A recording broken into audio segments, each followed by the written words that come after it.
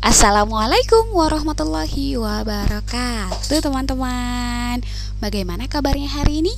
Baik, alhamdulillah, luar biasa, bersemangat, Allahu Akbar, Masya Allah.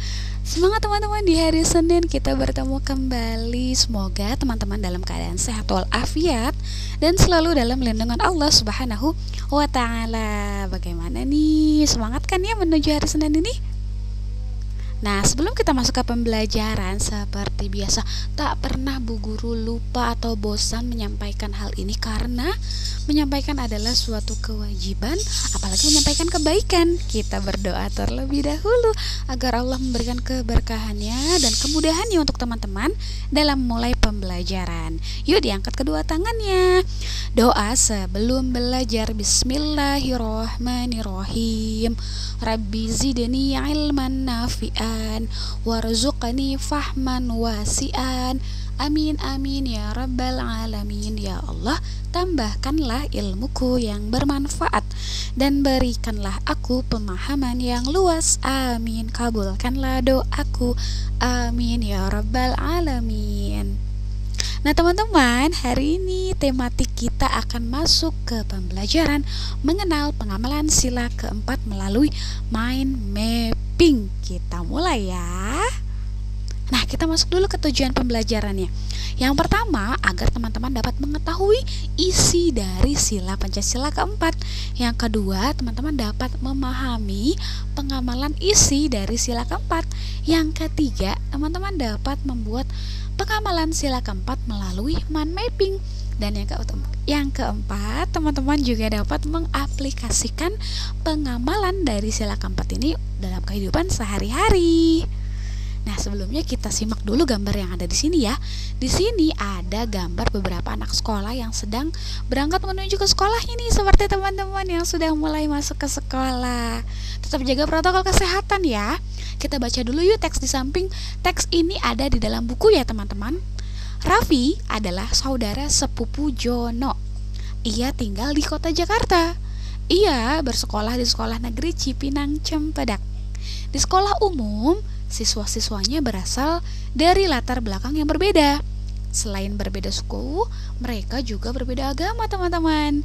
Nah, meski berbeda agama, mereka tetap bertoleransi. Apa sih toleransi itu, Bu? Toleransi adalah sikap saling menghormati dan menghargai antar kelompok ataupun antar individu dalam suatu masyarakat. Jadi misalnya berbeda agama nih, walaupun kita berbeda agama dalam satu sekolah, kita tidak memilih-milih teman, kita berteman dengan siapa saja. Sama seperti kisah Rasulullah yang pernah Bu Guru sampaikan minggu lalu ya teman-teman. Jadi apabila terjadi masalah nih misalnya dalam suatu kelompok, bagaimana penyelesaiannya? Yaitu dengan musyawarah. Apa sih musyawarah itu? Musyawarah itu hal yang dilakukan untuk menyelesaikan suatu masalah agar tidak terjadi perpecahan dan terciptanya hidup saling rukun serta damai. Nah, yang tadi Bu Guru sampaikan, sikap saling menghargai dan menghormati merupakan salah satu bentuk dari pengamalan sila ketiga. Apa ya? Yaitu persatuan Indonesia yang dilambangkan dengan pohon beringin.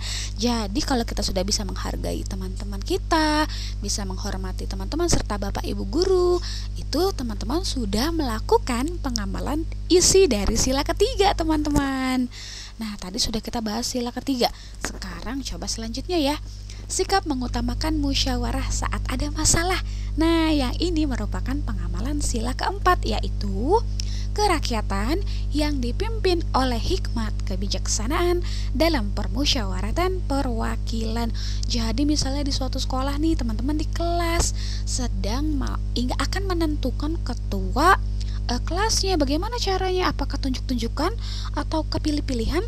Tidak, tapi yang paling penting adalah dengan bermusyawarah. Kita cari yang terbaik, kita pilih satu sama lain dan saling memberikan pendapat satu sama lain. Dan musyawarah ini dilakukan tidak dengan misalnya berpendapat satu, yang lain ikut berpendapat, aku harus diikutin pendapatnya. Tidak seperti itu, tapi dicari titik terang, titik temu bagaimana yang disepakati oleh semua pihak. Itu yang namanya musyawarah. Ada juga musyawarah dalam pemilihan ketua OSIS untuk di sekolah, pemilihan jadwal piket yang terbaik yang seperti apa. Nah, hal itu dilakukan dengan cara musyawarah. Nah, kalau teman-teman sudah pandai bermusyawarah dalam segala hal, dalam menentukan apapun dengan teman-teman, dengan lingkungan, berarti teman-teman pun sudah hebat, sudah mengutamakan maksudnya sudah menerapkan pengamalan sila keempat nih. Sudah hebat berarti teman-teman ya.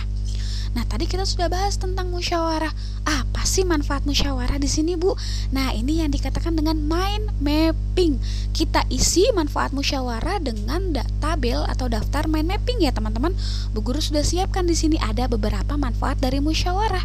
Yang pertama, manfaat dari musyawarah yaitu dapat bersikap adil. Jadi dengan musyawarah kita tidak iri-irian. Kok dia seperti ini, dia seperti ini. Tidak. Dengan musyawarah kita mencari kesepakatan bersama agar terciptanya sebuah keadilan. Jadi sama-sama senang, sama-sama nyaman. Yang kedua, selain dapat bersikap adil, manfaat musyawarah ini dapat memperkuat kerukunan. Misalnya tadi, contohnya adalah memilih ketua kelas. Karena kita sudah bermusyawarah, berarti diselesaikan dengan cara yang baik. Nah, hal seperti itu dapat menciptakan kerukunan di dalam kelas kita, teman-teman. Yang ketiga, dapat mempererat silaturahim atau silaturahmi. Nah, teman-teman dimanapun berada, maupun di rumah, di lingkungan sekolah, kalau sudah menerapkan cara menyelesaikan masalah dengan bermusyawarah, itu tanpa kalian sadari teman-teman sudah mempererat hubungan antara teman, antara saudara. Jadi silaturahminya makin terjaga. Selanjutnya, dengan bermusyawarah pun kita menyatukan ide, semangat serta pendapat seperti yang tadi Bu Guru sampaikan dia saat pemilihan ketua kelas. Jadi kita sampaikan ide-ide kita, bagaimana caranya, kita sampaikan semangat kita dan pendapat kita, tapi tidak mengharuskan pendapat kita yang paling benar. Kalau itu belum bermusyawarah namanya. Kalau musyawarah, kalau pendapat kita belum diterima oleh semua pihak, berarti kita menerima pendapat yang disetujui oleh banyak pihak. Jadi lebih tenang dan lebih ikhlas ya dalam mengikuti musyawarahnya. Selanjutnya, manfaat musyawarah nih teman-teman, menghindari terjadinya perselisihan. Coba kalau dalam pemilihan ketua kelas kita tidak ada musyawarah, pasti akan pilih-pilihan saya bu. Bakal terjadi apa? Pertengkaran, bahkan ada perselisihan juga. Wah, bahaya ya. Tapi kalau kita melaksanakan menyelesaikan masalah dengan musyawarah, itu pun akan menghindari terjadinya perselisihan ataupun pertengkaran. Nah, itu dia teman-teman manfaat dari musyawarah.